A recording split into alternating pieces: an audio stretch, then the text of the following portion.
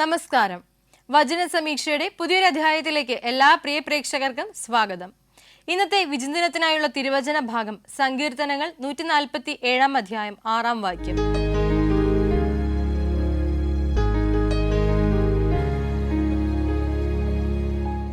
യഹോവ താഴ്മയുള്ളവരെ ഉയർത്തുന്നു, അവൻ ദുഷ്ടന്മാരെ നിലത്തോളം താഴ്ത്തുന്നു. പ്രിയമുള്ളവരെ, ഈ ഒരു വചനഭാഗം നമ്മളെ ഓർമ്മിപ്പിക്കുന്ന പല കാര്യങ്ങളുമുണ്ട്. നമ്മുടെയൊക്കെ ജീവിതത്തിൽ പലപ്പോഴും അല്ലെങ്കിൽ നമ്മുടെയൊക്കെ ജീവിത സാഹചര്യങ്ങളിൽ പലപ്പോഴും നാം കണ്ടിട്ടുള്ളതാണ്, അല്ലെങ്കിൽ പലപ്പോഴും പറഞ്ഞിട്ടുണ്ട്, ദുഷ്ടനെ പന പോലെ വളർത്തുന്നുവല്ലോ എന്ന്. തീർച്ചയായിട്ടും ഈ വചനം നമ്മോട് പറയുന്നത് ഇപ്രകാരമാണ്: നമ്മൾ എവിടെയും എളിമയുള്ളവരായിരുന്നാൽ, താഴ്മയുള്ളവരായിരുന്നാൽ നമ്മെ യഹോവ ഉയർത്തും എന്നുള്ളത്. നമ്മുടെ എല്ലാം ജീവിതത്തിൽ വരുന്ന സാഹചര്യങ്ങളെ ഏറ്റവും സ്നേഹത്തോടുകൂടി, ഏറ്റവും കരുണയോടുകൂടി, എളിമയോടുകൂടി, വിനയത്തോടുകൂടി അതിനെയൊക്കെ സ്നേഹിക്കുവാൻ നമുക്ക് സാധിക്കണം. അങ്ങനെയെങ്കിൽ മാത്രമേ നമുക്ക് പാതാളത്തോളം താഴാൻ സാധിക്കുകയുള്ളൂ. ഈശോ തൻ്റെ ശിഷ്യന്മാരുടെ പാദങ്ങൾ കഴുകി അവൻ എളിമ കാണിച്ചതുപോലെ മറ്റുള്ളവരുടെ പാദങ്ങൾ കഴുകണമെന്നല്ല, പിന്നെയോ പാദങ്ങൾ കഴുകുന്നതിന് തുല്യമായിട്ടുള്ള വിധേയപ്പെടുത്തലുകൾ അല്ലെങ്കിൽ നന്മകൾ മറ്റുള്ളവർക്ക് വേണ്ടി ചെയ്യുവാൻ നമുക്ക് സാധിക്കണം. നമുക്ക് താഴാൻ എവിടെയാണോ സാധിക്കുന്നത് അവിടെ നാം താഴ്ന്നു നിൽക്കുക. അങ്ങനെയെങ്കിൽ യഹോവയുടെ മുൻപിൽ നമുക്ക് പ്രതിഫലമുണ്ടാകും. ഒപ്പം തന്നെ മറ്റൊരു കാര്യം കൂടി ഇവിടെ സൂചിപ്പിക്കുന്നുണ്ട്: ദുഷ്ടനെ അവിടുന്ന് അല്ലെങ്കിൽ അവൻ താഴ്ത്തുന്നു, നിലത്തോളം താഴ്ത്തുന്നു. നമ്മൾ ദുഷ്ടതയുടെ പിറകെ പോവുകയാണെങ്കിൽ, തിന്മയുടെ പിറകെ പോവുകയാണെങ്കിൽ തീർച്ചയായിട്ടും നിത്യജീവനിലേക്കുള്ള നമ്മുടെ യാത്രയ്ക്ക് അത് ഭംഗം വരുത്തും. ഇത് ഈ ലോകജീവിതത്തിലെ കാര്യമല്ല, പിന്നെയോ മരണാനന്തരമുള്ള നിത്യജീവനിലേക്കുള്ള യാത്രയിൽ അവിടെ ഒരു മുടക്കായി നമ്മുടെ തെറ്റുകൾ, കുറ്റങ്ങൾ ഒക്കെയും നമ്മെ പല്ലിളിച്ചു കാട്ടും. അങ്ങനെയെങ്കിൽ താഴ്മയുള്ളവരായിരുന്നു കൊണ്ട് നിത്യജീവനിലേക്കുള്ള വഴി, യാത്ര, അതിനെയൊക്കെയും സുഗമമാക്കുവാൻ നമുക്ക് സാധിക്കട്ടെ. ഈ വചനം അതിന് നമ്മെ സഹായിക്കട്ടെ. വചന സമീക്ഷയുടെ ഈ അധ്യായത്തിലേക്ക് എല്ലാ പ്രിയ പ്രേക്ഷകർക്കും ഒരിക്കൽ കൂടി സ്വാഗതം. ഒരു കമ്പനിയിൽ ജോലി ചെയ്യുന്ന ഒരു പറ്റം സുഹൃത്തുക്കൾ, അവരുടെ എല്ലാ തരത്തിലും ക്രിസ്തീയ വിശ്വാസത്തെ പിന്തുടരുന്ന നല്ലൊരു ഉത്തമ ക്രൈസ്തവനുണ്ടായിരുന്നു. അവൻ്റെ പേരാകട്ടെ ജോൺ എന്നുള്ളത്. അപ്പോൾ അവൻ ഒരു ദിവസം ജോലി ചെയ്തുകൊണ്ടിരിക്കുന്ന ആ ഒരു സമയത്ത് കമ്പനിയുടെ തന്നെ മാനേജർ അവൻ്റെ അടുക്കിലേക്ക് വരികയാണ്. അവനോട് ഇപ്രകാരം പറയുന്നു: താങ്കൾ നന്നായി ജോലി ചെയ്യുന്ന ഒരു വ്യക്തിയാണ്, ഞങ്ങളുടെ കമ്പനിയിലെ തന്നെ one of the best employee ആണ് താങ്കൾ. അപ്പോൾ താങ്കളുടെ ജോലിയിൽ ഞങ്ങൾ സന്തുഷ്ടരാണ്. താങ്കൾക്ക് ഇവിടെ നിന്നും സ്ഥാനക്കയറ്റം നൽകണമെന്നും ഞങ്ങൾ ആഗ്രഹിക്കുന്നുണ്ട്.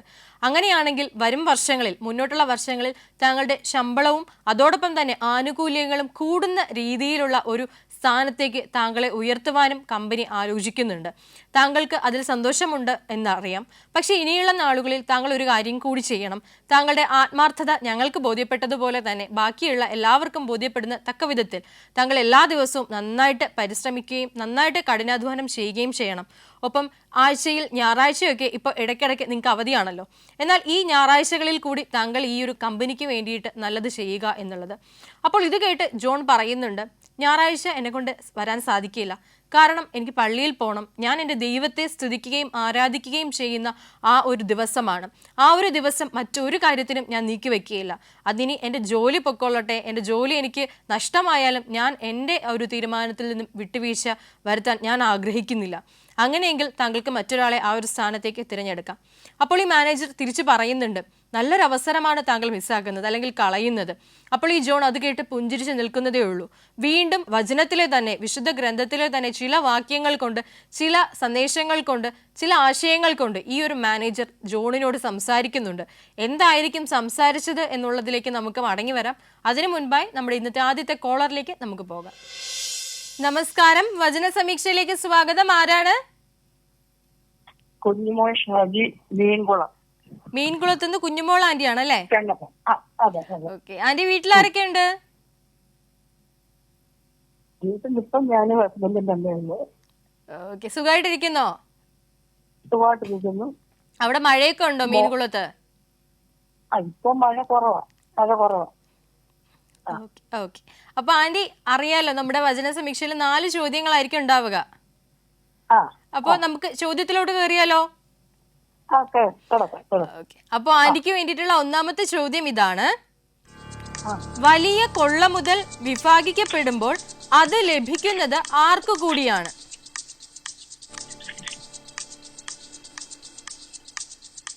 ആന്റി ക്വസ്റ്റ്യൻ മനസ്സിലായോ? ആ മുടന്തർക്കം കൊള്ള മുതൽ കിട്ടും. ശരി ഉത്തരം, കൺഗ്രാറ്റുലേഷൻസ്. ആ ആ ഉത്തരം ഇതാണ്, മുടന്തർ. ആ ആ രണ്ടാമത്തെ ചോദ്യം ചോദിക്കട്ടെ? സോറി. ഓക്കെ, ചോദ്യം ഇതാണ്, അതിലെ നിവാസികൾക്ക് യഹോവ ചെയ്യുന്നത് എന്താണ്? അകൃത്യം മോചിക്കപ്പെടും. ശരി ഉത്തരം, കൺഗ്രാറ്റുലേഷൻസ്. അവരുടെ അകൃത്യം മോചിക്കപ്പെട്ടിരിക്കും. മോചിക്കപ്പെടും. അതെ.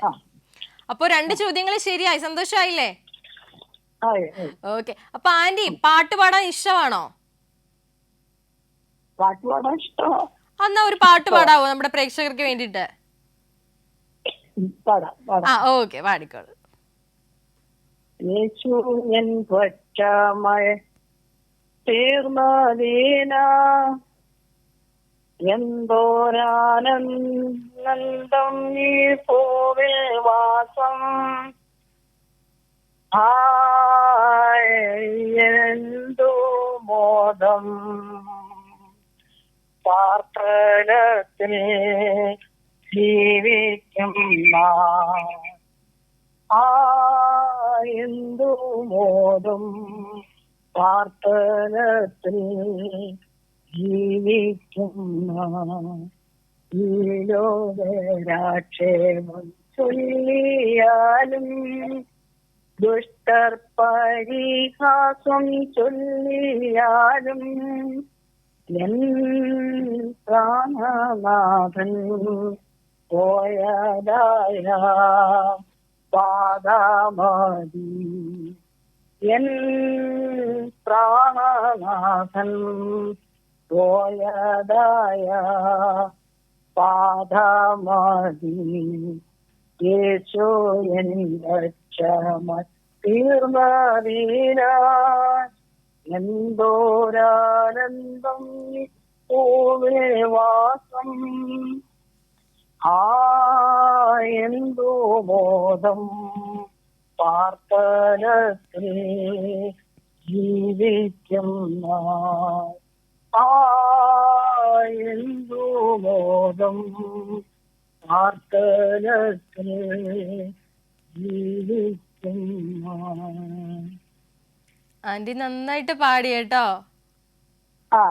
ഈ നമ്മൾ പ്രാർത്ഥനയ്ക്കൊക്കെ ഇരിക്കുന്ന പോലെ ഫീൽ ആയിരുന്നു.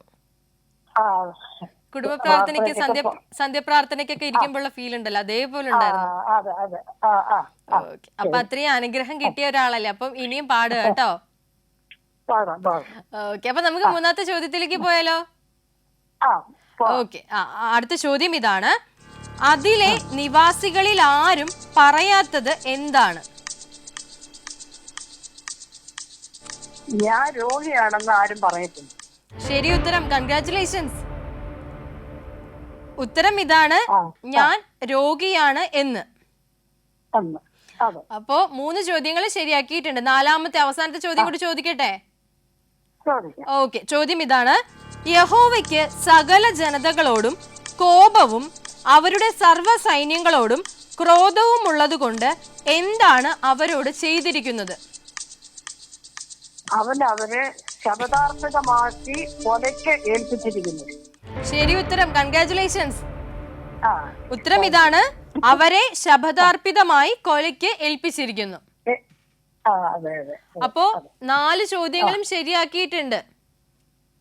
ഇച്ചിരി കുറച്ച് റിസ്കി ആയിട്ടുള്ള ക്വസ്റ്റ്യൻസ് ആയിരുന്നു, പക്ഷെ എന്നാലും എല്ലാം വളരെ സിമ്പിൾ ആയിട്ട് ഉത്തരം പറഞ്ഞു. അപ്പൊ നന്നായിട്ടൊരു പാട്ടൊക്കെ പാടി ഭയങ്കര സന്തോഷത്തിലാണെന്ന് വിശ്വസിക്കുന്നു. Okay aunty. ഓക്കെ, അപ്പൊ ഇനിയും പ്രാർത്ഥിക്കുക, ഇനിയും വിളിക്കുക കേട്ടോ. Okay, thank you anti, thank you so much. ഇപ്പോൾ കുഞ്ഞുമോൾ ആന്റി ആയിരുന്നു നമ്മളോടൊപ്പം കോളിൽ ഉണ്ടായിരുന്നത്. വളരെ മനോഹരമായിട്ട് പ്രാർത്ഥന അന്തരീക്ഷം സൃഷ്ടിക്കുന്ന രീതിയിലുള്ള നല്ലൊരു പാട്ടൊക്കെ പാടി, അതുപോലെ തന്നെ എല്ലാ ചോദ്യങ്ങൾക്കും ശരി ഉത്തരം പറഞ്ഞു. ആന്റിക്കും അങ്കിളിനും ഒക്കെ വേണ്ടിയിട്ട് നമുക്ക് പ്രാർത്ഥിക്കാം. നമ്മുടെ കഥയിലേക്ക് നമുക്ക് മടങ്ങി വരാം. ജോൺ എന്ന് പറയുന്ന ഉത്തമ ക്രൈസ്തവനായിട്ടുള്ള ചെറുപ്പക്കാരനോട് അവൻ്റെ ജോലിയിൽ അവന് ഉയർച്ച ലഭിക്കും എന്നൊക്കെയുള്ള വാഗ്ദാനങ്ങൾ ഈ ഒരു മാനേജർ നൽകുന്നുണ്ട്. ഒപ്പം അവനോട് ഒരൊറ്റ കാര്യം മാത്രമേ ആവശ്യപ്പെടുന്നുള്ളൂ, ഞായറാഴ്ചകളിൽ കൂടി വന്ന് ജോലി ചെയ്യുക എന്നുള്ളത്. അപ്പോൾ അവൻ തിരിച്ച് മറുപടിയും പറയുന്നുണ്ട്, പറ്റില്ല, ഞായറാഴ്ച ഒരു ദിവസം എന്നെ കൊണ്ട് ഒന്നിനും പറ്റില്ല. അപ്പോൾ ഇതിനെ എതിർത്ത് നിൽക്കാൻ വേണ്ടിയിട്ട് മാനേജർ നമ്മുടെ വിശുദ്ധ ഗ്രന്ഥത്തിലെ വചനങ്ങൾ തന്നെ എടുത്ത് തിരിച്ചു ചോദിക്കുന്നുണ്ട്. ഈ ശാപത്തിൽ നിങ്ങളുടെ ആടോ കാളയോ കിണറ്റിൽ വീണാൽ രക്ഷിക്കണമെന്ന്, അല്ലെങ്കിൽ അതിനെ രക്ഷിക്കണം എന്നുള്ളത്, പുറത്തെടുക്കണം എന്നുള്ളത് വിശുദ്ധ ഗ്രന്ഥത്തിൽ തന്നെ പറയുന്നുണ്ട്, ബൈബിളിൽ തന്നെ പറയുന്നുണ്ട്. അങ്ങനെയാണെങ്കിൽ താങ്കൾക്ക് എന്തുകൊണ്ട് ആ ശാപത്ത് ദിവസം വന്നുകൂടാ? കാരണം ഇത് താങ്കൾ ഒരാളുടെ മാത്രം ജോലിയെ സംബന്ധിച്ച കാര്യമല്ല. ഒരുപാട് പേർ അധ്വാനിക്കുന്ന ഒരു കമ്പനിയാണ്. ഇവിടെ നിങ്ങളെ കൂടാതെ ഒരുപാട് പേരുണ്ട്. അപ്പോൾ നിങ്ങൾ കൂടി അതിലേക്ക് ജോയിൻ ചെയ്ത് അല്ലെങ്കിൽ ഇതിലേക്ക് കടന്നു വന്നെങ്കിൽ മാത്രമേ ആ ജോലി എളുപ്പകരമാവുകയുള്ളൂ. അപ്പോൾ നിന്നെപ്പോലെ നിന്റെ അയൽക്കാരെയും സ്നേഹിക്കാൻ പറഞ്ഞ നിങ്ങളുടെ കർത്താവ്, അല്ലെങ്കിൽ വിശുദ്ധ ഗ്രന്ഥത്തിൽ നിങ്ങൾ പറയുന്ന ഈശോ, ദൈവം തന്നെ, ആ ഒരു ദൈവത്തിൻ്റെ പേരിൽ ഈ ഒരു സഹോദരനെ സ്നേഹിക്കാതെ, കൂടെയുള്ളവരെ സ്നേഹിക്കാതെ, പരിഗണിക്കാതെ നിങ്ങളിലേക്ക് മാത്രമായി പ്രാർത്ഥന എന്ന 3 അക്ഷരത്തിലേക്ക് ചുരുങ്ങേണ്ട ആവശ്യമുണ്ടോ എന്ന് ചോദിക്കുന്നുണ്ട്. അപ്പോൾ ഈ ജോൺ തിരിച്ചു പറയുന്നുണ്ട്, 1 2 തവണ കിണറ്റിൽ വീഴുന്ന ആടിനെയോ കാളയോ രക്ഷിക്കാം, പക്ഷേ എല്ലാ ദിവസവും, എല്ലാ ഞായറാഴ്ചകളിലും, എല്ലാ ശാബത്തിലും ഞാൻ കിണറ്റിലേ വീഴുള്ളൂ എന്ന് ഉറപ്പെടുത്തിയിരിക്കുന്ന ഒരു കാളയോ കഴുതയോ രക്ഷിക്കേണ്ട ഒരാവശ്യവുമില്ല.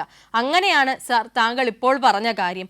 1 2 ഞായറാഴ്ചയല്ല, പിന്നെയോ ഞാൻ പ്രാർത്ഥിക്കുന്ന, ഞാൻ ആരാധിക്കുന്ന എൻ്റെ ദൈവത്തെ സ്തുതിക്കുന്ന എല്ലാ ഞായറാഴ്ചകളിലും ഞാൻ ഈ കമ്പനിയിലേക്ക് വന്ന് ജോലി ചെയ്യണം എന്ന് പറയുന്നതിൽ അതിൽ ഒരർത്ഥവുമില്ല, എനിക്കതിന് സാധിക്കുകയുമില്ല. എന്നാൽ തിരിച്ച് വീണ്ടും മാനേജർ പല ചോദ്യങ്ങളും ഇവനോട് ചോദിക്കുന്നുണ്ട്, അതിന് ഉത്തരങ്ങളും ജോൺ നൽകുന്നുണ്ട്. അപ്പോൾ എന്തൊക്കെയായിരിക്കാം ആ വാദപ്രതിവാദങ്ങൾ എന്നുള്ളതിലേക്ക് നമുക്ക് മടങ്ങി വരാം. അതിനു മുൻപായി നമ്മുടെ രണ്ടാമത്തെ കോളറിലേക്ക് കൂടി നമുക്ക് പോകാം. നമസ്കാരം, വചന സമീക്ഷയിലേക്ക് സ്വാഗതം. ആരാണ്? ഞാൻ Saleela Gilbert. Aunty, Saleela aunty എവിടെ നിന്ന് വിളിക്കുന്നു? ഞാൻ കവടിയാറുന്നു. കവടിയാറ്. വീട്ടിലാരൊക്കെയുണ്ട്? വീട്ടിലെ എന്റെ കൊച്ചുമകൻ, 2 മക്കൾ, ഞാന്. ഓക്കെ, എല്ലാരുമായിട്ട് സന്തോഷമായിട്ട് പോകുന്നോ? വളരെ സന്തോഷം. ദൈവകൃപയാൽ ഇങ്ങനെ സുഖമായി പോകുന്നു. ദൈവകൃപയാൽ ഇനിയും അങ്ങനെ തന്നെ മുന്നോട്ട് പോകാൻ പറ്റട്ടെ കേട്ടോ, പ്രാർത്ഥിക്കാം. അതെ. ഓക്കെ, അപ്പൊ ആന്റി അറിയാലോ, നമുക്ക് 4 ചോദ്യങ്ങളായിരിക്കും ഉണ്ടാവുക. നമുക്ക് ചോദ്യത്തിലോട്ട് കയറിയാലോ? അതെ. ഓക്കെ, അപ്പൊ ഒന്നാമത്തെ ചോദ്യം ഇതാണ്, മലകൾ ഒഴുകി പോകുന്നത് എന്തുകൊണ്ടാണ്?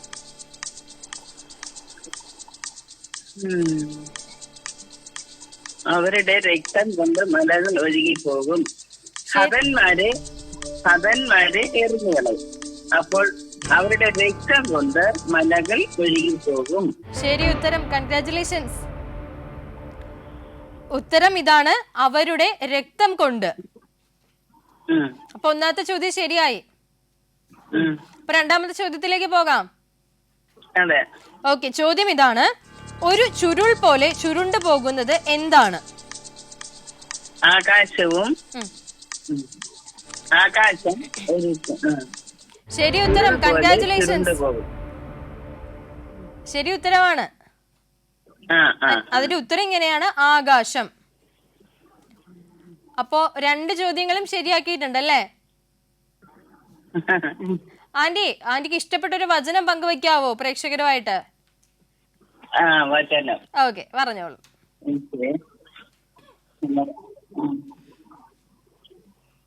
ദൈവം ലോക സൃഷ്ടിക്ക് മുമ്പേ നമ്മുടെ തേജസ്സിനായി മുൻ നിയമിച്ചതും മറഞ്ഞിരുന്നതുമായ ദൈവത്തിന്റെ ജ്ഞാനമത്രേ മർമ്മമായി ഞങ്ങൾ പ്രസ്താവിക്കുന്നു.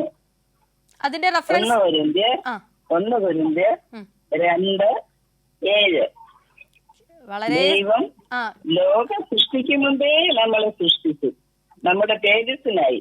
അതെ, നമ്മുടെ തേജസ്സിനായി യേശു ക്രിസ്തുവിനെ അയച്ചതാണ്.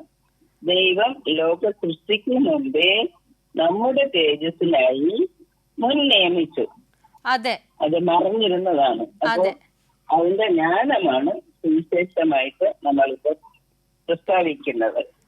അതെ, നല്ലൊരു വചനമായിരുന്നു കേട്ടോ. 1 കൊരിന്ത്യർ 2:7. ഓക്കെ, നല്ലൊരു വചനമായിരുന്നു. കുറച്ച് എന്താ പറയാ, നമ്മൾ ഉൾക്കണ്ടുകൊണ്ട് കാണേണ്ട കുറെ ആശയങ്ങളുള്ള വചനം കൂടിയാന്ന് തോന്നുന്നു. നമ്മുടെ തേജസ്സിന് വേണ്ടിയിട്ടാണ് യേശു ക്രിസ്തുവിനെ. അതെ. അപ്പൊ നമുക്ക് പക്ഷേ അത് മറഞ്ഞിരുന്നു, അതുകൊണ്ടാണ് യഹൂദന്മാരെ ക്രൂശിച്ചത്, യേശുവിനെ ക്രൂശിച്ചത്. ഓക്കെ, അപ്പോൾ നമുക്ക് ഇതേ സന്തോഷത്തിൽ തന്നെ അടുത്ത ചോദ്യത്തിലേക്ക് കൂടി കയറിയാലോ? ഓക്കെ, അപ്പൊ മൂന്നാമത്തെ ചോദ്യം ഇതാണ്. ഏദോമിന്മേലും എന്റെ ശപഥാർപ്പിത ജനത്തിന്മേലും ന്യായവിധിക്കായി ഇറങ്ങി വരുന്നത് എന്താണ്?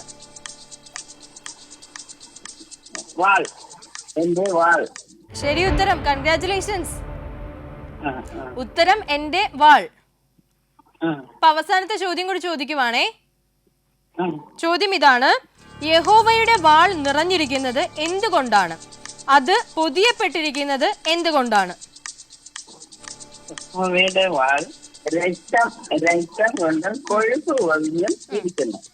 ശരി ഉത്തരം. കോലാടുകളുടെയും രക്തം കൊണ്ട് ആട്ടുകൊറ്റന്മാരുടെ മൂത്രപിണ്ഡങ്ങളുടെ കൊഴുപ്പ് കൊണ്ടും തന്നെ. ശരി ഉത്തരം, കൺഗ്രാറ്റുലേഷൻസ്. ഉത്തരം ഇതാണ്, രക്തം കൊണ്ടും കൊഴുപ്പ് കൊണ്ടും. അതെ. അപ്പോ 4 ചോദ്യങ്ങൾക്കും ശരി ഉത്തരം നൽകി കഴിഞ്ഞു. വളരെ നല്ലൊരു വചനം പങ്കുവെച്ചു കഴിഞ്ഞു. അപ്പോ അതെ, ഈശോയ്ക്ക് നന്ദി പറയാം. അതോടൊപ്പം തന്നെ മുന്നോട്ടുള്ള ജീവിതത്തിൽ എല്ലാ നന്മകളും ഉണ്ടാവട്ടെ എന്ന് പ്രാർത്ഥിക്കുന്നു. വളരെ നന്ദി. അപ്പൊ ആന്റി ഇനിയും വിളിക്കുക കേട്ടോ. Thank you so much. Okay, thank you anti.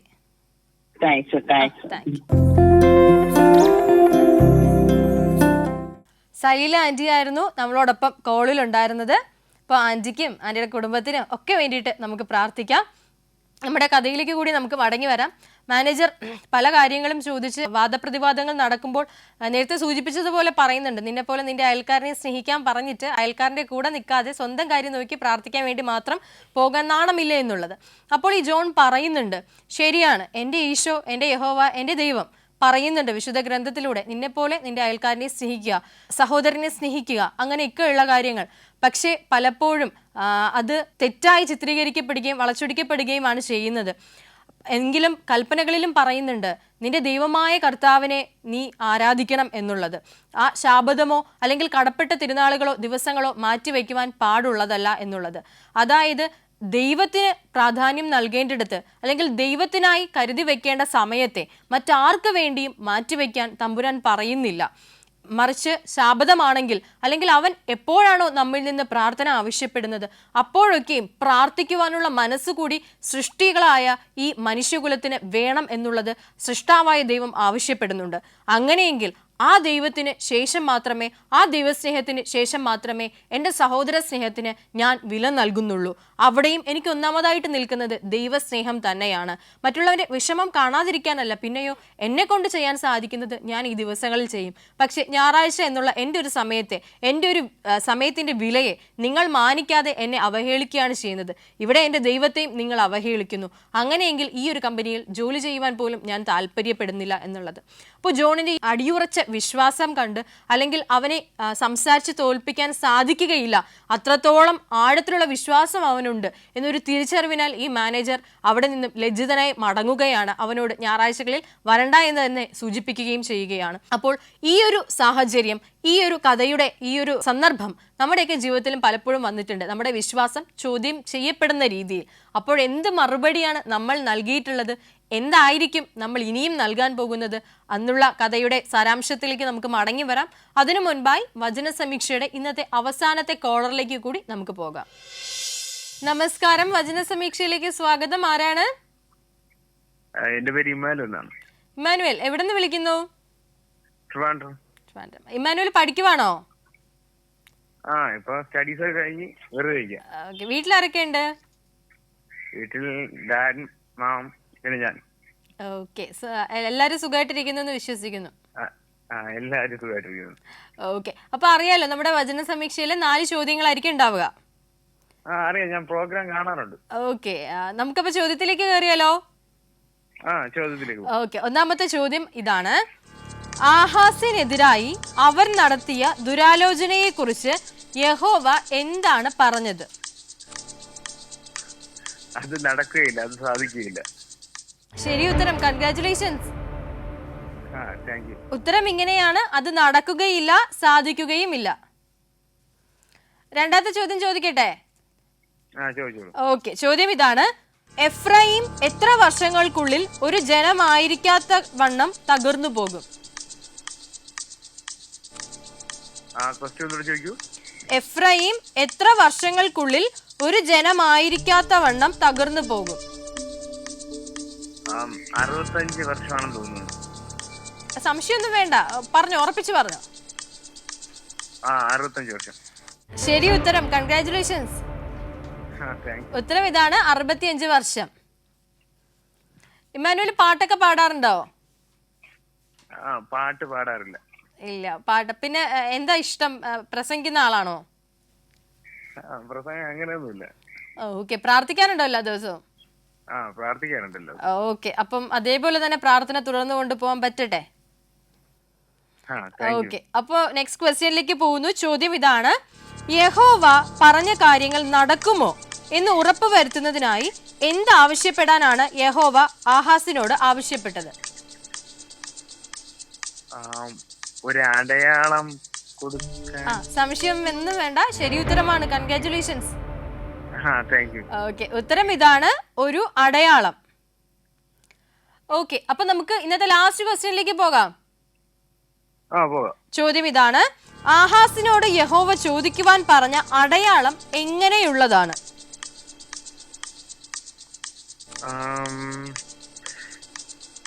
പറഞ്ഞോളൂ. പാതാളത്തോളം ആഴത്തിലോ സ്വർഗത്തോളം ഉയരത്തിലോ? ശരി ഉത്തരം, ശരി ഉത്തരം. കൺഗ്രാറ്റുലേഷൻസ്. ഉത്തരം ഇതാണ്, പാതാളത്തോളം ആഴത്തിലോ സ്വർഗത്തോളം ഉയരത്തിലോ. അപ്പോ ഇമ്മാനുവേൽ 4 ചോദ്യങ്ങൾ ശരിയാക്കി. സന്തോഷായില്ലേ? സന്തോഷമായി. ഓക്കെ, അപ്പൊ ഇനിയും വിളിക്കാം കേട്ടോ വചന സമീക്ഷയിലേക്ക്. വിളിക്കാം. പ്രാർത്ഥിക്കാം. Thank you so much. Okay, Immanuel ആയിരുന്നു നമ്മളോടൊപ്പം കോളിൽ ഉണ്ടായിരുന്നത്. വളരെ വ്യക്തമായിട്ട് എല്ലാ ചോദ്യങ്ങൾക്കും ഉത്തരം പറഞ്ഞു. പഠിക്കുന്ന അല്ലെങ്കിൽ സ്റ്റഡീസ് ഒക്കെ കഴിഞ്ഞ് നിൽക്കണം. അപ്പം നല്ല ജോലിയൊക്കെ കിട്ടട്ടെ എന്ന് പ്രാർത്ഥിക്കുന്നു, ആശംസിക്കുന്നു. ഇമ്മാനുവേലിനെയും കുടുംബത്തെ ഒക്കെ നമുക്ക് ഓർത്ത് പ്രാർത്ഥിക്കാം. നമ്മുടെ കഥയുടെ അദ്ദേഹത്തിന്റെ അധ്യായത്തിലേക്ക് നമുക്ക് മടങ്ങി വരാം. നമ്മുടെ കഥയിൽ ജോൺ എന്ന് പറയുന്ന ഒരു ക്രൈസ്തവനെ നമ്മൾ കണ്ടു. ഏത് സാഹചര്യം ഉണ്ടായിട്ടും അവിടെയെല്ലാം ക്രിസ്തുവിന് വേണ്ടി പോരാടുന്ന ഒരു ക്രിസ്തുവിന്റെ പടയാളിയായി മാറപ്പെട്ട ജോൺ. പ്രിയമുള്ളവരെ, നമ്മളും പലപ്പോഴും ഇതുപോലുള്ള ചോദ്യങ്ങൾ അഭിമുഖീകരിച്ചിട്ടുണ്ട്. ചില ഞായറാഴ്ചകളിൽ നിനക്ക് എൻ്റെ കൂടെ ഇവിടെ വന്നുകൂടെ, അല്ലെങ്കിൽ ഈ ഒരു ചടങ്ങിൽ പങ്കെടുത്തുകൂടെ, ഈ പരിപാടിക്കൊക്കെ വന്നുകൂടെ, പ്രാർത്ഥന പിന്നീടായാലും നടത്താമല്ലോ എന്നൊക്കെയുള്ള സാഹചര്യങ്ങൾ നമ്മുടെ മുന്നിൽ ഉണ്ടായിട്ടില്ലേ? അപ്പോഴൊക്കെ നമ്മൾ ആർക്കാണ് ഫസ്റ്റ് പ്രയോറിറ്റി? നമ്മളെപ്പോഴും പറയാറില്ലേ, മുൻഗണന ആർക്കാണ് നൽകിയിട്ടുള്ളത്? കൂടെ ഉണ്ടായിരുന്ന സഹോദരങ്ങൾക്കാണോ, ഒപ്പമുള്ളവർക്കാണോ, അതോ ദൈവത്തിനാണോ? ദൈവത്തിനായി വിളിക്കപ്പെട്ട, ദൈവത്തിനായി നീക്കിവെക്കപ്പെട്ട സൃഷ്ടിയുടെ അവസാനം 7-ാം ദിവസം വിശ്രമത്തിനായി ദൈവം തിരഞ്ഞെടുത്തുവെങ്കിൽ അതുപോലൊരു ദിവസം പ്രാർത്ഥനയ്ക്കായി നമുക്ക് നൽകിയിട്ടുണ്ട്. ആ ദിവസങ്ങളിൽ ദൈവത്തിന് നൽകേണ്ട സ്ഥാനത്തിന് പകരം മറ്റാർക്കെങ്കിലും നമ്മൾ സ്ഥാനം നൽകിയിട്ടുണ്ടോ? ഇന്നേവരെയുള്ള ജീവിതം ഒന്ന് ചിന്തിച്ചു നോക്കുക. അങ്ങനെ എവിടെയെങ്കിലും ഒരു പാകപ്പിഴ, ഒരു താളപ്പിഴ നമ്മുടെ പക്കൽ നിന്ന് വന്നു പോയിട്ടുണ്ടെങ്കിൽ അതിനോളം പാപം മറ്റൊന്നിനുമില്ല. കാരണം നമ്മളെ സൃഷ്ടിച്ച്, നമ്മെ പരിപാലിച്ച്, നമ്മളെ വിളിച്ച് വേർതിരിച്ച് നമ്മുടെ തലയിലെ ഓരോ തലമുടി പോലും എണ്ണപ്പെട്ടിരിക്കുന്നു എന്ന് കൃത്യമായി വിശുദ്ധ ഗ്രന്ഥത്തിലൂടെ നമ്മളോട് പറഞ്ഞ നമ്മുടെ തമ്പുരാന്റെ ആ ദിവസത്തിന് പകരമായി മറ്റൊരു ദിവസവും നമുക്ക് നൽകുവാനുമില്ല. അങ്ങനെയെങ്കിൽ ഇത്തരത്തിലുള്ള ദിനങ്ങളിൽ, ശാബത്ത് ദിനങ്ങളിൽ ദൈവത്തിന് പ്രാധാന്യം നൽകേണ്ടടുത്ത് നൽകുവാനും, മറ്റ് ഉയർച്ചകൾ എന്ത് തന്നെ ജീവിതത്തിൽ ഉണ്ടായാലും അതൊക്കെയും ദൈവത്തിന് 1-ാം സ്ഥാനം നൽകിക്കൊണ്ട് 2-ാം സ്ഥാനത്തേക്ക് മാത്രം ആ മുൻഗണനകളെ അല്ലെങ്കിൽ ആ ഒരു പ്രാധാന്യത്തെ കൊണ്ടുവരുവാനും നമുക്ക് സാധിക്കണം. നമ്മുടെ ജീവിതത്തിലെ നേട്ടങ്ങളും വിജയങ്ങളും ഒക്കെ 2-ാം സ്ഥാനത്തേക്ക് നമ്മൾ തള്ളി 1-ാം സ്ഥാനം ദൈവത്തിന് കൊടുക്കുമ്പോൾ തീർച്ചയായിട്ടും ആ വിജയങ്ങളും നേട്ടങ്ങളും വിടാതെ നമ്മളെ പിന്തുടരും. ഒരിടത്തും നമ്മുടെ തല താഴുവാനോ, നമ്മൾ കുനിഞ്ഞു നിൽക്കുവാനോ, നമ്മൾ നിലത്തോളം താഴ്ന്ന് വിധേയപ്പെടുവാനോ ദൈവം നമ്മെ അനുവദിക്കുകയില്ല. അത്രത്തോളം ശക്തനാണ്, അത്രത്തോളം നമ്മെ സംരക്ഷിക്കുവാൻ കേൾപ്പുള്ളവനാണ് തമ്പുരാനായ ദൈവം യഹോവ. അപ്പോൾ ഈ ഒരു കഥ, ഈ ഒരു സന്ദേശം ജോണിനെ പോലെ ഉത്തമ ക്രൈസ്തവരാകുവാൻ നമ്മെ പ്രാപ്തരാക്കട്ടെ, നമ്മെ പ്രചോദിപ്പിക്കട്ടെ. വചന സമീക്ഷയുടെ ഈ അധ്യായം ഇവിടെ പൂർണ്ണമാകുന്നു. പുതിയൊരു അധ്യായത്തിൽ നമുക്ക് വീണ്ടും കണ്ടുമുട്ടാം. നന്ദി, നമസ്കാരം.